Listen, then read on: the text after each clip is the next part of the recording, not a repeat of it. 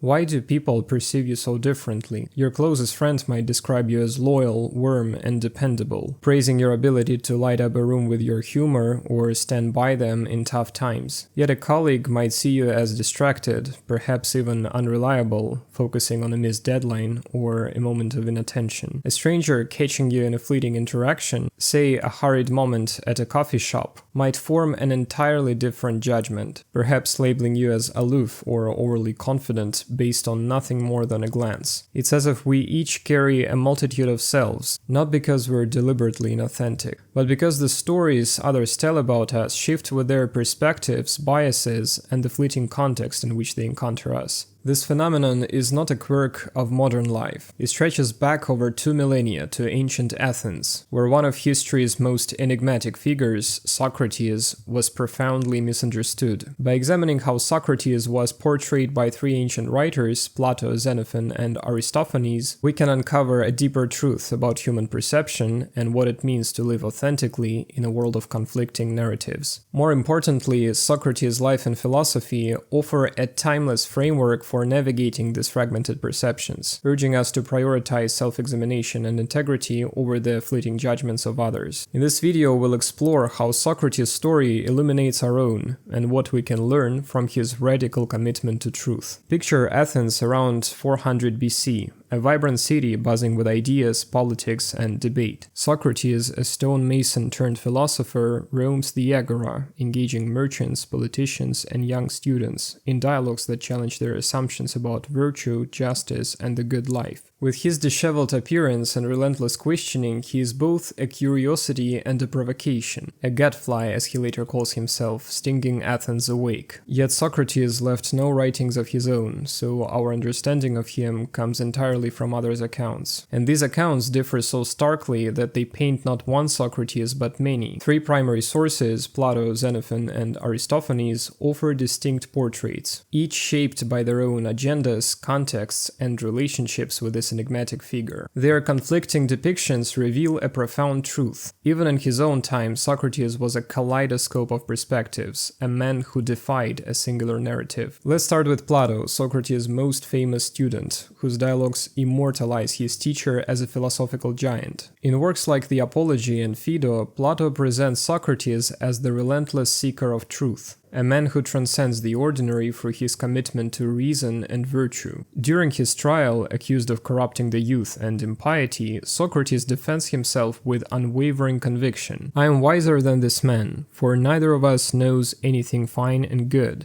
but he thinks he knows when he does not. Whereas I, as I do not know, do not think I do." This reflection captures his humility and awareness of others' false perceptions. Yet he refuses to bend to appease his accusers. Plato's Socrates is almost divine, a figure who declares, "The unexamined life is not worth living," emphasizing that true wisdom lies in questioning one's beliefs and living with integrity. When sentenced to death by drinking hemlock, Socrates accepts his fate, telling his followers, "No evil can come to a good man, either in life or after death." For Plato, Socrates is the embodiment of philosophical courage, a man who'd rather die than abandon his principles. This portrayal elevates him to a near mythic status, a beacon of intellectual clarity in a world clouded by opinion. Contrast this with Xenophon, another of Socrates' students, who offers a more grounded perspective in his Memorabilia and Symposium. Xenophon's Socrates is less a cosmic philosopher and more a practical moral guide, focused on everyday virtues like self-control, justice, and civic duty. He says, "I wonder then how the Athenians can have been persuaded that Socrates was a freethinker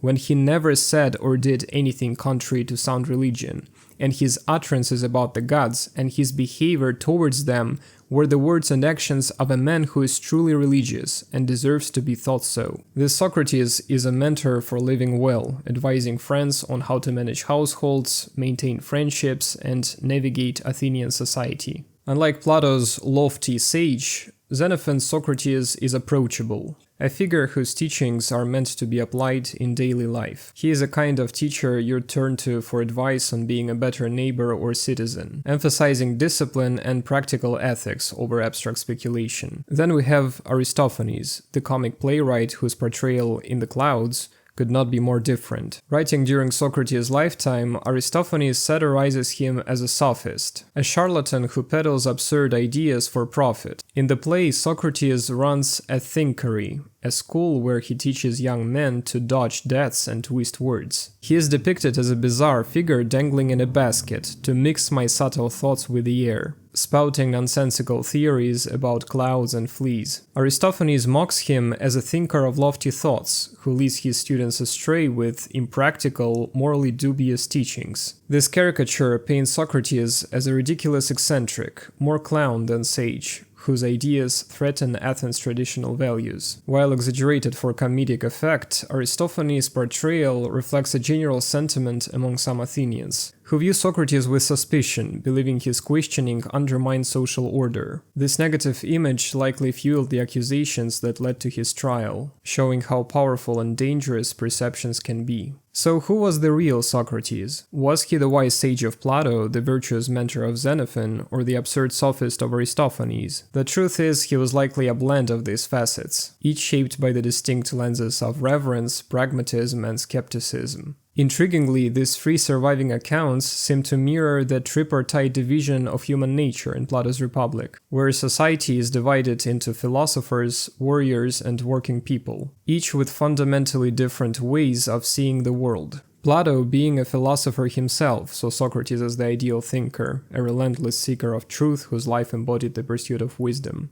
Xenophon, being a soldier and historian, valued Socrates as a practical moral guide, a model of disciplined virtue. Aristophanes, being a playwright catering to the working masses, portrayed Socrates as a ridiculous sophist, a caricature meant to amuse and provoke. In Plato's view, comedy as a genre appeals to the lowest appetites, indulging the crowd's desire for mockery over truth, which explains why Aristophanes' satire exaggerates Socrates into a disruptive oddball, reflecting the perspective of those driven by tradition and popular sentiment rather than philosophical insight. This alignment, philosopher, warrior, artisan, suggests that each thinker captured a fragment of Socrates, filtered through their own spiritual and intellectual disposition. This multiplicity reveals a profound truth. We are not a single fixed essence, but a tapestry of perspectives woven from the subjective experiences of those around us. Socrates himself acknowledged that he was not the man he was commonly perceived to be. Yet he refused to let others' projections define him, choosing instead to live by his unwavering commitment to truth and virtue. This dynamic is strikingly relevant today, where conflicting narratives about individuals proliferate in our hyper-connected world. Consider how public figures are portrayed. One news outlet hails a politician as a visionary, while another brands them a fraud. On platforms like X, users amplify this division, posting competing takes based on fragments of information. One user praises an activist's humanitarian work, citing specific initiatives, while another accuses them of opportunism, pointing to contradictory actions. Both perspectives may hold some truth, but neither captures the full complexity of the person. In our personal lives, we face similar fragmentation. Your best friend might cherish your empathy, while a co-worker might fixate on a single mistake, like a late project submission. Your family might see you through the lens of childhood memories, casting you the rebel or dreamer, even if those labels no longer fit. These discrepancies aren't errors. They are the natural outcomes of human subjectivity, where perception is shaped by context, bias, or limited information. Amid this kaleidoscope of judgment, where narratives fracture and distort, what can Socrates' life teach us? His existence, woven from Plato's reverence, Xenophon's pragmatism, and Aristophanes' satire, reveals we're all tapestries of others' fleeting truths. Yet Socrates stood apart, not swayed by Athens' discordant voices. He turned inward, seeking clarity through relentless self-scrutiny. Condemned by a jury's false verdict, he held fast to reason. His hemlock cup, raised not in despair, but in fidelity to truth, casts a long shadow. It asks us to weigh the cost of authenticity, to live not for others' fractured tales, but for the soul's unyielding integrity. Socrates' courage whispers a challenge to seek our own truth and to stand resolute amid the clamor. What might it mean to bear that weight, to choose the harder path of self-knowing over the ease of conformity? Share your thoughts below. If you enjoyed this video, like it and subscribe to the channel. See you in the next videos about philosophy.